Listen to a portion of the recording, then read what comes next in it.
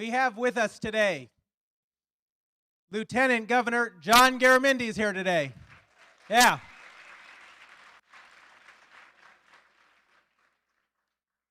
Lieutenant Governor Garamendi, when he ran for governor, when I was in school, that was the first campaign I ever worked on, and he's now Lieutenant Governor and doing great. Let me tell you all the things he's done prior to this office. 14 years in the California State Senate. Yeah. 2 years in the California State Assembly. The first elected California insurance commissioner, and a very good one. And then he ran for the office again a few years back and was elected a second time as insurance commissioner. He was Deputy Secretary of the U.S. Department of the Interior, appointed by President Bill Clinton. Huh? He was in the Peace Corps in Ethiopia.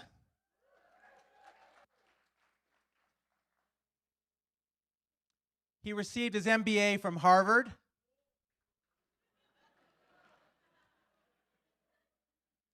Father of 6 kids, 9 grandkids, and, most importantly, a Cal grad, who was also an All-American football player while he was here at Cal. And he's done all that in 36 years. He's going to be 37 next week. Please welcome Lieutenant Governor John Garamendi. Thank you. I am shocked. I am absolutely shocked to see you in class 4 o'clock on a sunny afternoon. What's going on with Berkeley? I was just saying, I never would be in a class at 4 o'clock in the afternoon if it was sunny and warm outside as it is today. There was this young woman that, any of you take Psych 1A? No? There you go. What is it? Psych 1. Okay, Psych 1. It was Psych 1A and 1B back a few years ago. And it was in this class. There was a big lecture. Actually, there was probably less than there are here today. Anyway, there was this young woman that I would follow in the class from time to time. You don't have that experience? I mean, that doesn't happen anymore? Anyway, behind here, there used to be, grades would be shown on the board in the hallway behind. Anyway, it seems as though her grades fell to the floor and I had to pick them up. And anyway, that was 46 years ago, and we've been married 42 of those years. Oh, I know, it's wonderful. So I'll tell you stories about the Berkeley campus, huh? Things that you really didn't need to know. I'll tell you anyway. You mentioned the Peace Corps. How many of you are interested in going to the Peace Corps? Terrific. I love that. How many of you have signed, gone onto the website and filled out the application form? It's not easy. It used to be. I mean, I sat out at Dwinell Plaza, which at that time was a very interesting place in the 60s. Very interesting. It's just really nothing going on there today. I walk in, and what happened around here? Anyway, in the 60s, we sat out there one Saturday afternoon and filled out our application. And that was the day before, no, the day after. The day after, I'd asked this young lady to marry me. That's what the Strawberry Bridge, the bridge over Strawberry Canyon's all for. You guys are going to learn all these things. And she said to me, she said, I know you want to go play professional football, but I'm going into the Peace Corps, and this is going to be a difficult situation. And so she gave me an offer. She said either Peace Corps or football. That was a long time ago. I think I made the right choice. And I think all of you are going to make the right choice, particularly those of you that want to go in the Peace Corps. It is a wonderful opportunity. It's something you really ought to do in your life. You know, put all of this stuff behind you that you learned here and go out and learn what the world is really about. And you'll take it with you the rest of your lives. Good things happen. We're going to talk politics. Is that what this is all about? Anybody interested in politics in this class, or are you just looking for a place to sit down in the afternoon? I think it's only half a dozen of you. What are the rest of you doing here then? Come on. Come on. So what is politics all about? Is it about winning an election? Is that what it is? No answers? Come on, we have an interactive class here. You're going to have to get engaged in this. Lying and then winning. I've seen some of that. In fact, I've seen a lot of that. Do you have a bad opinion of politics?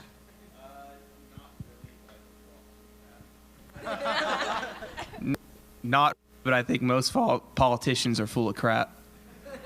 That's not what you said the first time.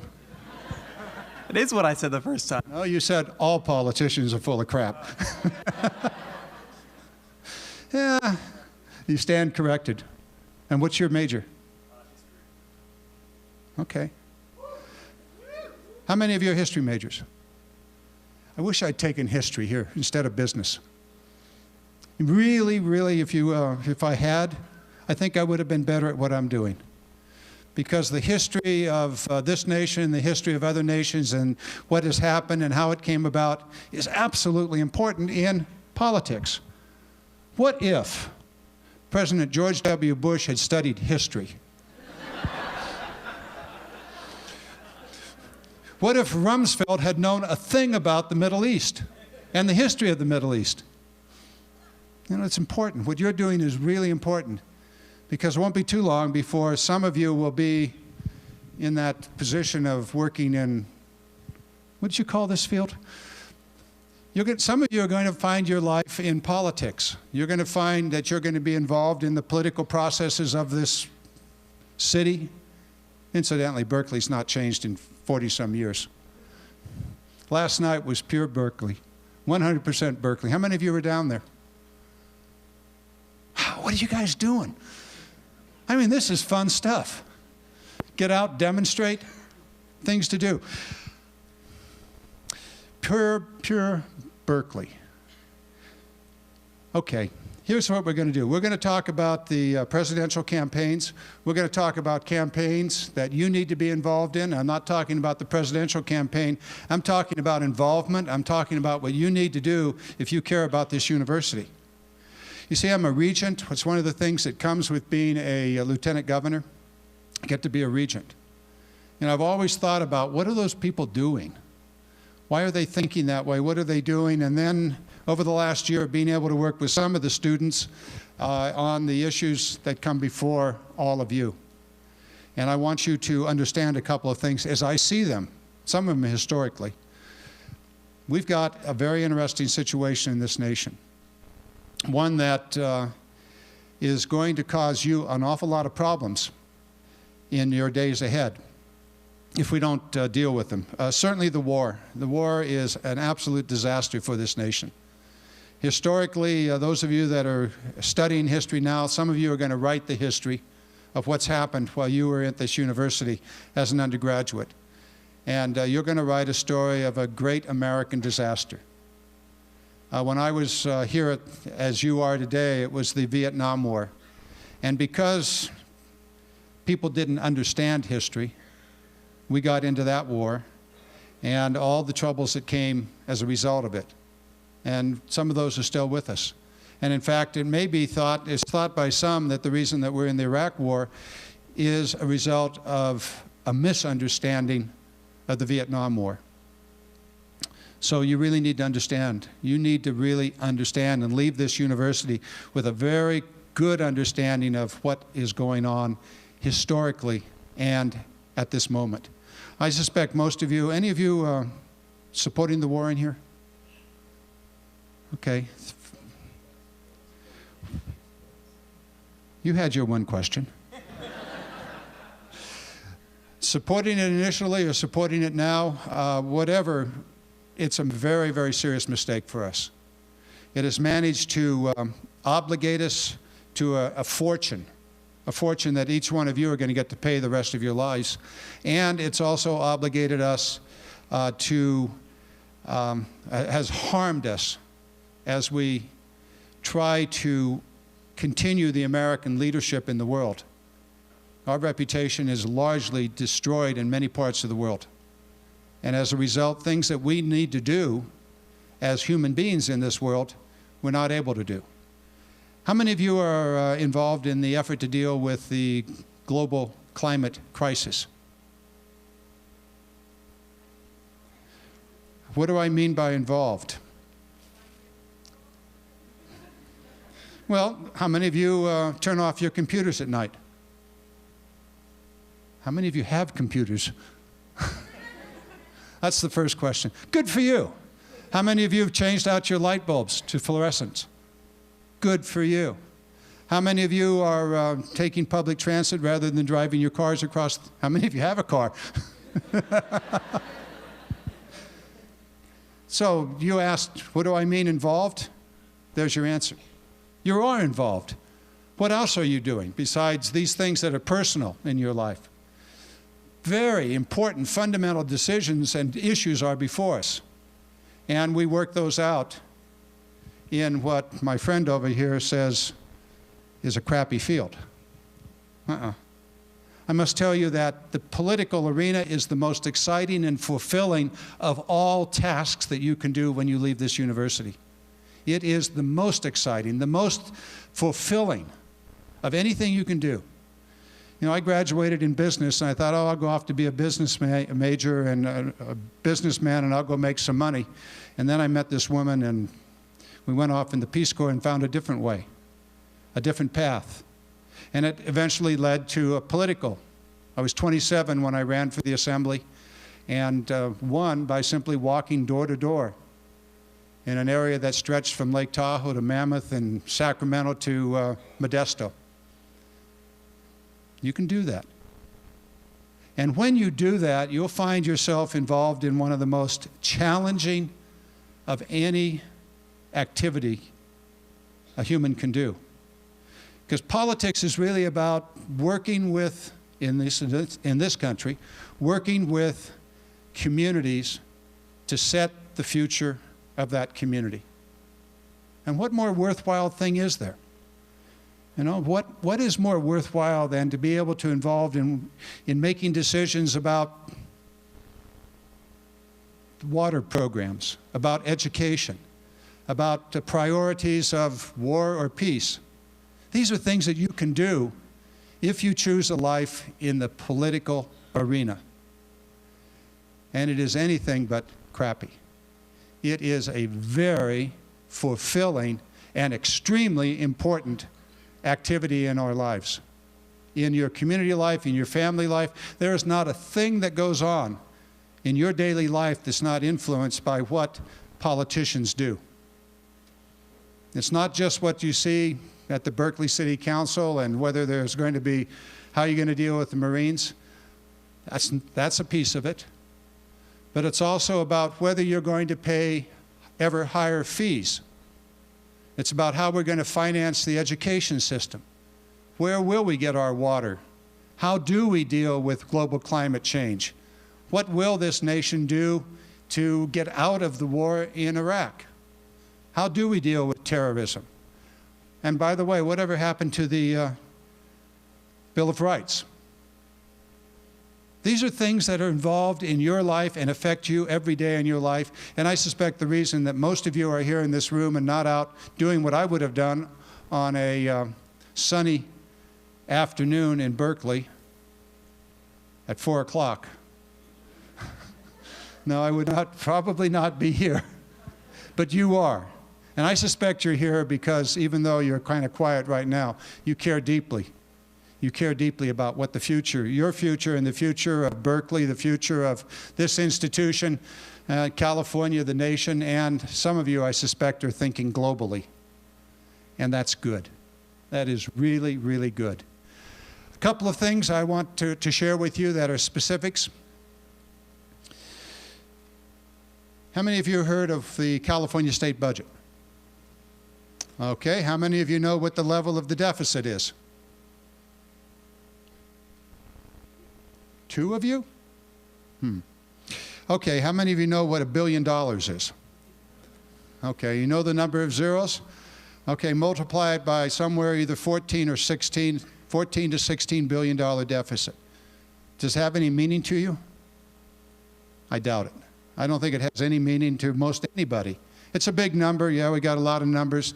If the Iraq war is going to cost $1 trillion, maybe $2 trillion, what does that mean? Nobody knows. What's 14 billion mean? I'll tell you what it means to you. It means that your student fees are going to go up once again, that the governor, the legislature, will decide to tax students rather than tax the general public. It means that you're going to pay another $600 next year, minimum each semester. Excuse me, $600 for the total. Now, for those of you that work, that's about 50 hours of extra work at $10 an hour. No problem? Is that a problem for you? Oh, you can take out another student loan and add that to your student loans. Does it have to happen? Is it inevitable that you're going to have to pay more? Is it inevitable that this great institution that's called the University of California, that once was considered to be a free public higher education, is no longer that? I think it matters a great deal to you personally, and I know it matters a great deal to the future of the state of California. The intellectual infrastructure, that is your ability and the ability of other young men and women and older men and women to acquire knowledge and to apply that knowledge, is the most critical of all of the things that we build and do here in the state of California or in any other state. The intellectual infrastructure. We talk about infrastructure, what do we normally mean? Roads, streets, sewer systems, water systems. That's important. But that is useless unless you have a well-educated society that is capable of competing with the rest of the world. That's the intellectual infrastructure, and that's what you are. That's what you're acquiring. You're acquiring the knowledge so that you can be a useful citizen, a productive citizen, a parent, grandparent, a member of the society. The intellectual infrastructure of this state is built largely on the public education system, which you have the good fortune of participating in. But it is rapidly becoming a privatized system, one in which the cost of going to school is no longer borne by the public, as it was for about 120 years, actually 130 years. It's now increasingly an education system that is paid for by the student. That is an incredibly important change. And so for my history major over here, I want you to start to study this issue. I want you to start studying how it is that we built the best economy in the world. How did we do that? We did that by investing.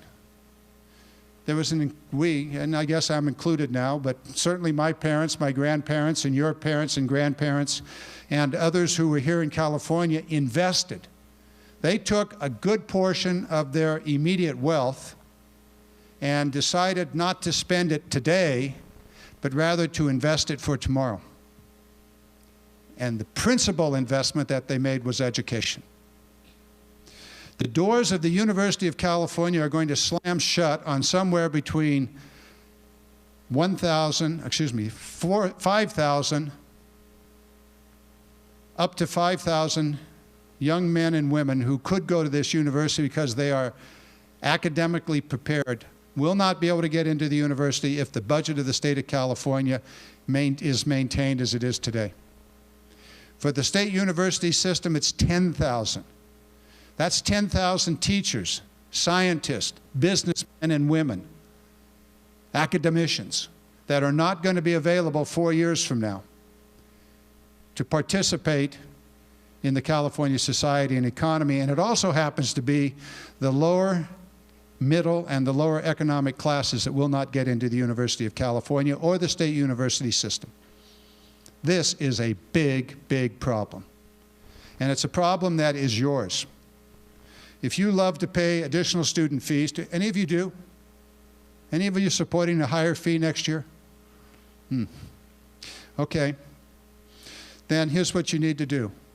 We're putting together throughout California today a movement to stop the student fee increase.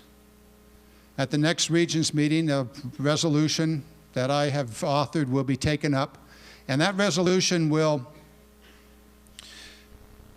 state that student fees will be frozen and will not increase in the next 2 years, and then only at the rate of inflation. We'll see. But that resolution is really dependent upon the state budget. Knowing that we have a $14 to $16 billion deficit, we need to do more. And I want you to join in this. I want you to be part of a political movement. I want you to be part of a political movement that makes California aware of the critical importance of education, the most crucial of all of our investments. K through 12, community college, the state university system, and the University of California. We have got to have a movement in California to once again reinstitute in the minds of Californians that education is a necessary and appropriate and a quality investment. It actually returns about $4 for every dollar we invest. So if you're into business, as some of you are, maybe that works. But this is important. There's an effort underway with the University of California Student Association to mobilize. You guys know what mobilizing is? Do you know what marching is? Do you do that anymore around here? No? Oh, man, you're missing the fun of life. You're missing the fun things. You've got to understand, and you've got to be part of this movement. The students of California, whether they are in elementary school, high school, community colleges, the university system, have got to engage. And you've got to call upon the state, the taxpayers of the state of California, to invest. Fail to do this, and several things are going to happen. First of all, your fees will go up, and they'll continue to go up for a long time. And this will no longer be a public higher education system. It will be privatized. And the individual students are going to be paying for it, just like they do at Stanford, just like they do at SC. It'll be a private university. It'll still be called the University of California, but it won't be the same thing. And 20 years from now, this economy is going to stall out. And that's where you'll be. You'll be in an economy that stalls out because we will not be able to educate and prepare Californians for the incredible challenge that faces all of us. It's a challenge that we cannot meet if we do not educate our children and young adults. So, there are going to be numerous demonstrations. Rallies, I think, is the current word that's being used. I like demonstrations. They seem to have more emphasis. But there'll be rallies. There'll be rallies on this campus. There'll be rallies in Sacramento and at other campuses across the state of California. And if you have any interest in your future, and if any of you ever intend to have children, if you have an interest in their future, you have got to get involved in this. Because we have to change the mind of California, that everything is free, we don't need to spend any money, we don't need to invest. If we fail, then it's not going to be good. I've been around long enough, and I have studied enough history to know what will happen. So, what do you think? No interest? What and where? What and where? When, where, and what? Say that fast 3 times. When the dates are going to be on various websites, the Associated Student Union, students of the state, will all these websites and notifications will be out there. Those of you that are on various email alert systems, you'll know about it. They begin, I believe, in March, and there will be a crescendo throughout the spring and early summer as the legislature and governor deal with the budget. That's the when, numerous ones. There are each of the institutions, the K through 12 system, community college, university system, each are planning their own, and we're now planning to put together a really big show at some point. Okay? Now, that's what and where and when. So, do you care? Do you care deeply about this? It doesn't have to be the way it is. You can change it. You can change it. So do so, okay? Now, Q&A. Time for Q&A. You ready? Let's go. Yes, sir.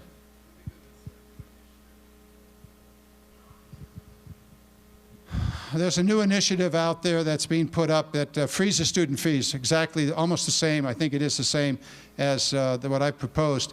It has a problem, though, and here's why it's not going to work. It has a specific tax associated with it. And it's not likely, and here's where the political scientists here need to get engaged. What kind of revenue increase is viable, and how do you do it?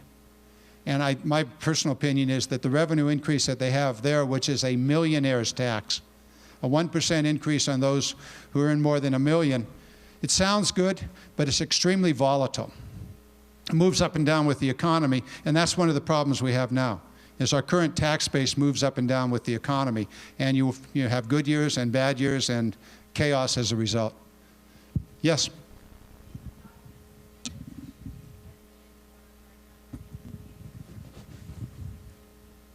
The question has to do with undocumented students and should they receive financial aid. Well, there's 2 or 3 parts to this. First of all, the current law in California is that a student, documented or not, that successfully completes high school, and if you're undocumented, 3 years in high school, can go to the universities as a in-state student, not as a foreign student. Foreign student could be from Nevada, but as an in-state student. I think that's very, very wise. I think also the student aid issue is really a bogus issue. It has little to do with money. It has a lot to do with current political anti-immigrant movements in the United States and around. So I think that that's, I don't think that's a valid issue. And the amount of money that a student aid could receive would be a Pell Grant at the federal level, a state grant, a Cal Grant, or loans. So what? Why did it fail? Because people don't think the way that I just thought. What do you think the appropriate response would be to the top private universities for subsidizing Yeah, this is a very, very interesting question, a very, very important question, because what's happening at the University of California today, repeat the question. The question is, what do I think about the subsidization of families that are making $180,000 or more? I'm not exactly sure what you're referring to on this specific. Oh, the Harvard program. Yeah, if you got several $100 billion in your endowment, you can use that money to reduce student fees. Yeah, what can the UC system do? There's talk about in the UC system of setting up some sort of an endowment program, but the numbers don't work out. Talking about $1 billion, you divide $1 billion among needed students, and it comes out to a few $100s a year. So that's not the solution. The solution to the student fee issue lies in the states supporting the University of California State University system. 1990, how many of you were around in 1990? Okay, we know the average age now. In 1990, the state supported the students at the University of California to the tune of $15,000 per student. Last year, the state supported students at the University of California to just over $10,000 per student. And who made up the difference? Students. Students made up the difference. Yes? My vote on the resolutions for the regions, the first opportunity comes up in March. Yeah, is it going to be voted on in March? This is a tactical question. It's a tactical question. Do I take it to a vote in March? We're going to take it up. A lot will depend upon what happens in the legislature between now and March, and also the attitude of the regions. There's some reason to, I have reason to believe that if I would take it up in March, it would fail. And I want to keep it alive. Possibly. If I took it up later, would it have a better chance? Possibly. That's why you need to organize. That's why you need to rally. That's why you need to demonstrate, is that we build that movement. If we're successful in building a movement, then we have greater success at not raising student fees. So my thought at the moment is to keep this thing alive. We may go to a vote. That's possible. I may decide to delay it. It depends upon the tactical question. Okay. Way in the back against the wall.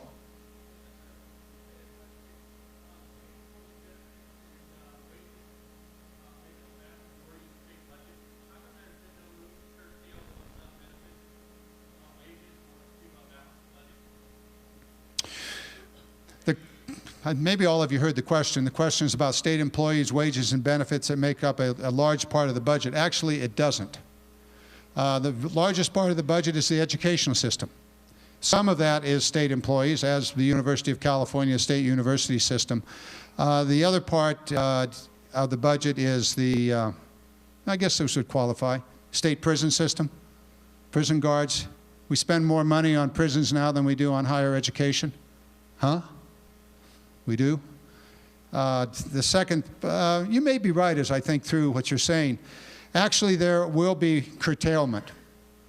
And a solution to the budget that was proposed by Speaker Nunez was that there be revenue increases and reductions. Some of those reductions will be in benefits and at least a freezing of wages. That's likely to happen. Incidentally, there are continuing reductions in benefits. That is the healthcare side of it. Okay, I'm going to go to you.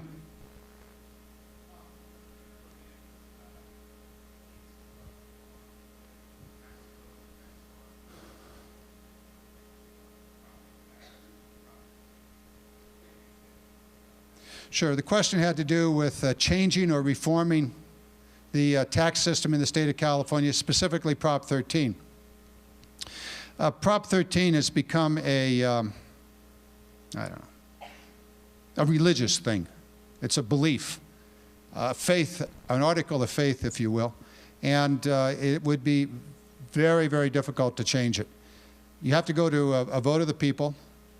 It's a constitutional issue, so you've got to, the only way you can change it is go to the Constitution, or go to the vote of the people to change the Constitution. The changes that have been proposed are to do a split roll, so that commercial property would be split and separated from homes and allowed to increase, that is the tax rate and or the assessment on commercial property would be allowed to increase. The problem with that is you're right up against people that are very well financed that would oppose it, the owners of commercial property. And therefore it becomes very unlikely to pass. The other problem is that the legislature, in order to change any other tax system or to raise any other tax in California, you've got to do it with a 2/3 vote of the legislature. And as of this moment, the Republican Party is no, no, and did you hear me the first time? No on raising taxes. So, and they've been very disciplined about that and have resisted any tax increase.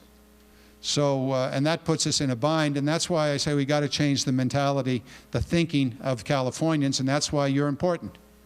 You ought to spend Tuesday afternoons, you know, marching somewhere, demonstrating, rallying, and so forth, getting the word out, using the internet and other ways of getting the word out. I'm going to go to this side of the room, way in back.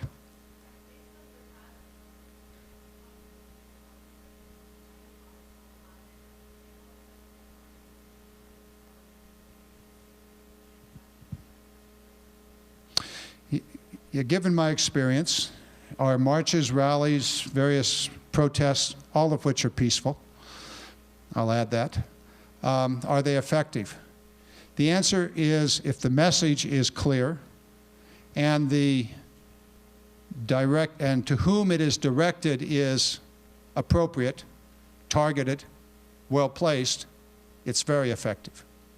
So who are the targets? Come on, political scientists, who are the targets? You're smart. Have you thought through this? Have you thought through, if you want to change the mentality here, who do you need to change? Whose attitude do you need to change? Yes, the regents. No, the regents don't get to, the regents only get to vote for one tax increase, which is a tax on you, called a fee.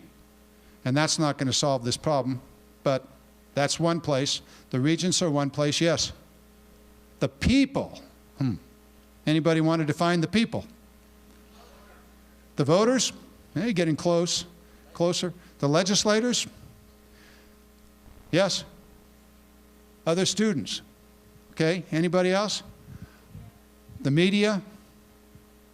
Okay, all of the above are correct. But you got a target. You don't want to waste your energy, only have so much energy. Where do you go with this? First of all, the media, very, very important, because that spreads the message broad and wide.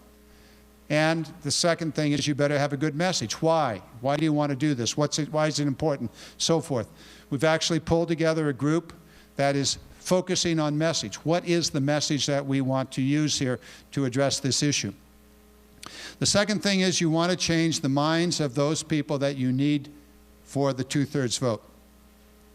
So the first target are the legislators. All legislators? That's a good idea. Where do you reach the legislators? March on Sacramento? Useful. March on their local district office? More useful. Rally in front of their office. If you know where their home is, in the street, peacefully. It's legal, peacefully, legally. Okay? You get the message out. You've got to change the mindset. It's about an investment, the message, targeted, okay? That's how you do it. Don't waste your energy, focus it. Yes, big demonstrations, good. Good for media. Targeted demonstrations, good for a separate purpose. That's how you do it. You got to think it through. Yes?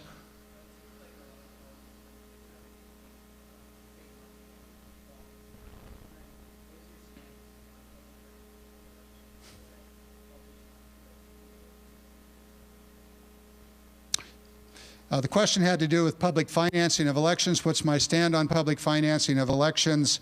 The people's interest over the private interest? Well said. Go back through history again. Look up the legislative history, 1982, 1984. Bills authored by Senator Garamendi for public financing. And ever since then, not had an opportunity to introduce a bill. Incidentally, you want to lose a leadership position in the legislature? Go for public financing. I can give you another piece of history. Public financing, in my view, is one of the best investments the taxpayers can make. Because I got to tell you, the raising of money is very, very troublesome. I've done it for 30 years. I don't like it. I'm good at it. I can do it. But it's a problem. It's a very, very real problem. Best investment you'll ever make is public financing. Yes, sir.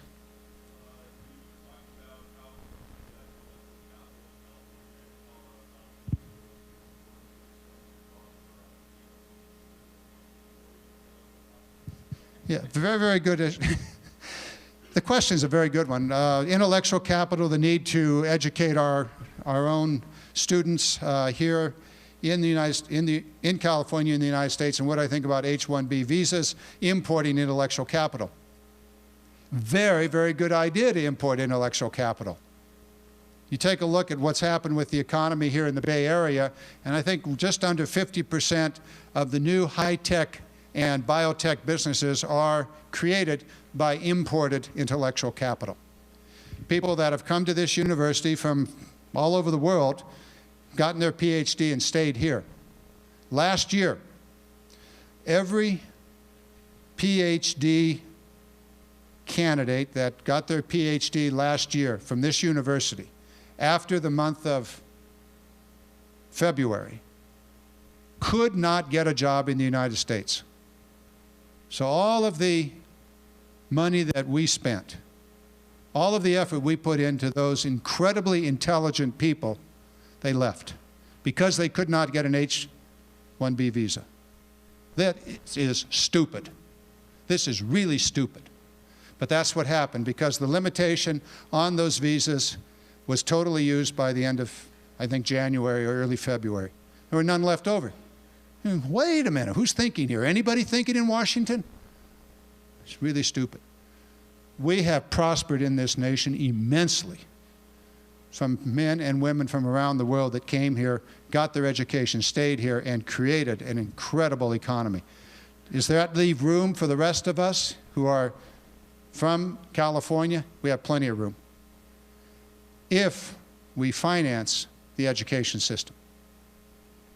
It turns out that we don't finance the education system sufficiently. You might take a look at what's taking place with the graduate fellowships. They're not available.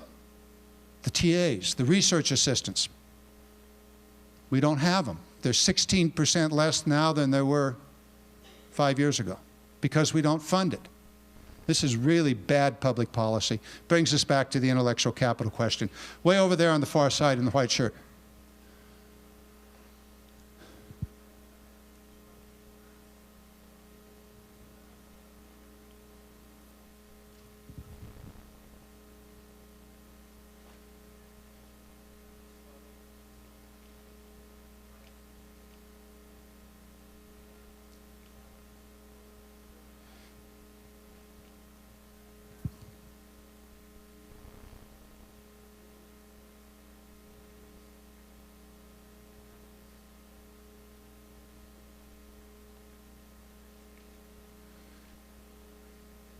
Yeah.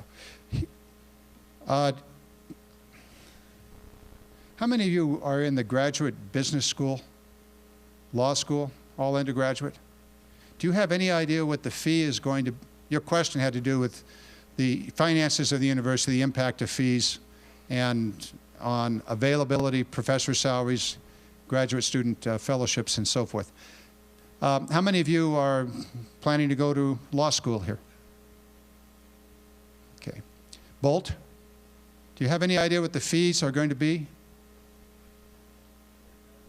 $40,000 a year. What in the hell are we doing here? What are we doing? It absolutely blows me away. The regents last year voted to increase the fees at professional graduate schools to equal the median fees of private universities. I'm going, wait a minute. How is this going to work?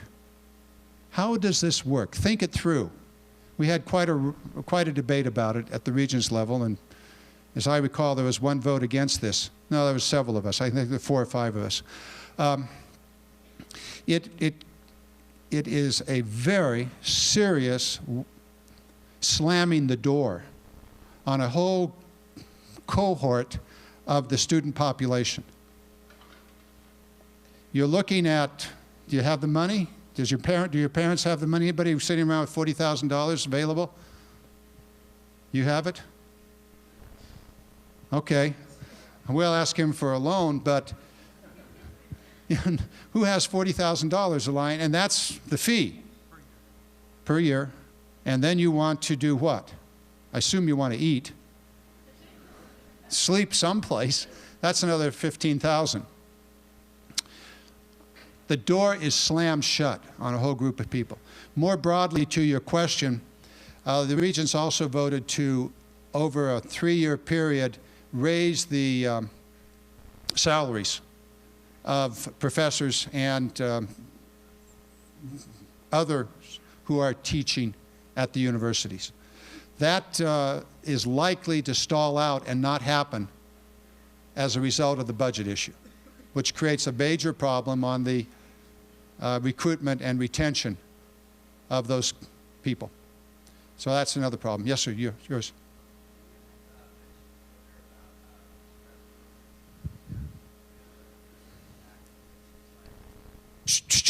We don't use the T word.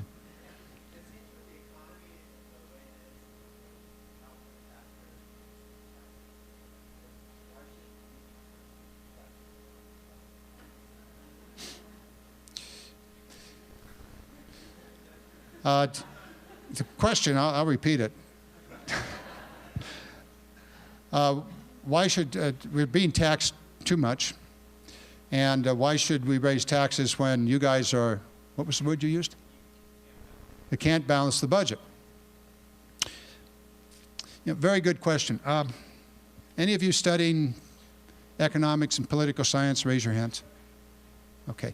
One of the things you should do in this process is to look at budgeting, governmental budgeting, okay? California and the general government budgets. What's the money used for? Question one, what do you use the money for? Around 50% of the money goes to education in the state of California. Most of that is allocated formularically by Proposition 98. So it's a little over 40%, 42 or 43%, bam, Prop 98, that's going to be spent. And then you have the higher education budget, which we've been talking about. You have the social welfare programs, young mothers without a husband, without income, children. We call it welfare. Cut that. You have those who are seniors or disabled who are unable to earn an income, and we provide support for them. We have Medicaid, which we call Medi-Cal in California. So you take the budget apart and you look at where the money is being spent. A lot of that is driven by inflation. Certainly the medical services, driven by inflation. And the medical inflation has been 3 times the general rate of inflation. I know all of you economists you already know this, right? I'm not telling you anything you don't know? Okay. Medical inflation, 3 times the general rate of inflation. So you go through all of that, and you find that the state of California is also doing one other thing. We're very rapidly growing. We're adding 500,000 new people a year to the state of California. When you have that kind of rapid growth, you have additional expenses that you have to meet every year.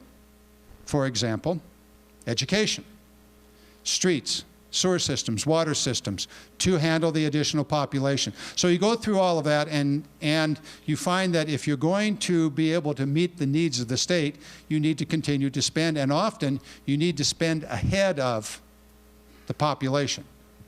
It's not a good thing to build the water system and the sewer system after they're already there. All kinds of additional expenses plus a very dirty street.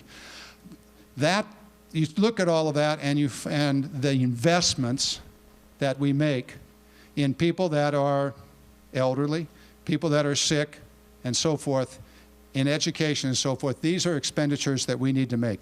We're actually declining the rate of expenditure on education. This year, it'll go down by this budget some $600. Okay. How do we deal with this? Are we overtaxed? Actually, the tax rate in California as a percentage of income has fallen over the last few years. So you're not paying as much now as you paid before. So you look at those. Are there places where we can raise tax revenue? Yes, there are numerous places that can be done. There are numerous loopholes. A lot of tax loopholes are out there. I notice it's getting to be 5 o'clock, and we never want to end on the T word. So I'll take one more question and we'll shut it down. You've not had one. You've had one. You've not. I'll come to you afterwards. Tell a story about the governor. The governor, actually I work very closely with him on a whole host of matters, particularly climate change, which we haven't talked about here today.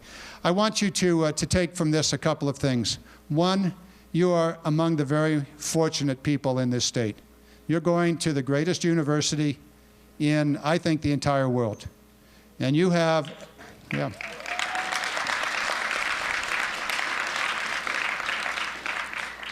And therefore, you have an obligation to contribute more than any other person to the future. So would you do that? Thank you very, very much.